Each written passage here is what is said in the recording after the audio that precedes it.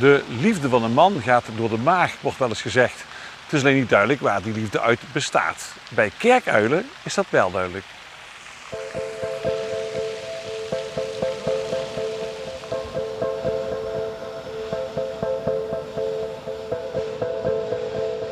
Hoe lang zit hij hier al?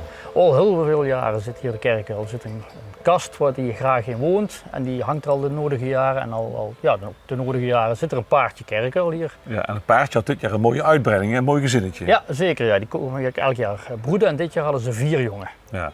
En die zijn ook allemaal uitgevlogen. Ja.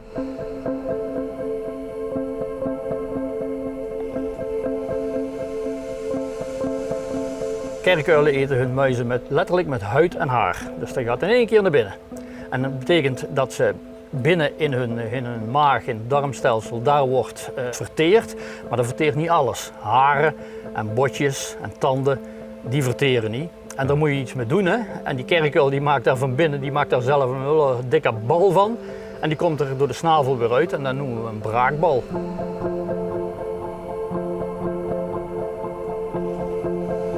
En hier zit van alles in, wat hier ook ligt, hè?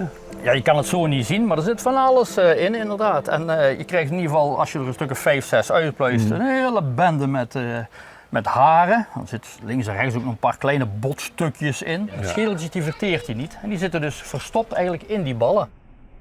Nou, het leuke is, als je die uitpluist, krijg je dus allemaal schedels, maar die zijn natuurlijk van verschillende soorten muizen. Ja. Dus wat die het meeste vangt, mag je ervan uitgaan dat er ook het meeste voorkomt. Ja. Althans, waar die kerkuil zijn eten vindt, waar die fourageert. En dat is in dit geval duidelijk rosse woelmuizen. Ja. Wat leren jullie hiervan in feite?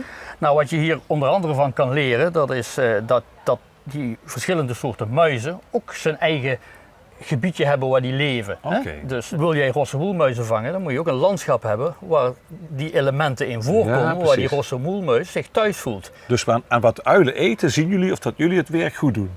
Ja, dat is net misschien wat te kort bij de boom, maar daar zit wel een kern van waarheid in. Ja. Want als je een heel steriel landschap beheert, waar nauwelijks elementen als houtsingels en dergelijke zitten, ja, daar is het ook niet gezellig voor die muizen. Dus je houdt er niet van. Dus kan vervolgens die kerkuil daar niet zoveel vinden. Ja. En het feit dat hij hier woont en heel veel vindt, is een teken dat het landschap voor hem en haar heel aantrekkelijk is. Ja. Ja.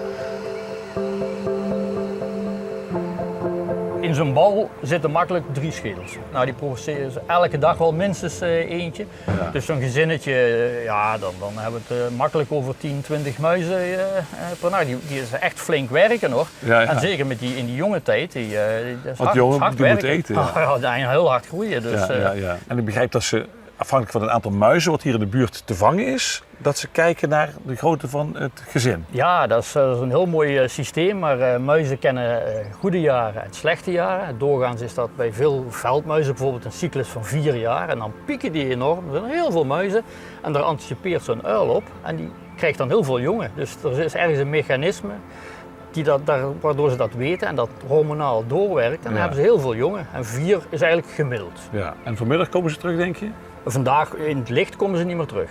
Nee, dan echt als het heel lang, donker is en de kastelen zouden leegstromen, dan is het domein voor de kerkuil.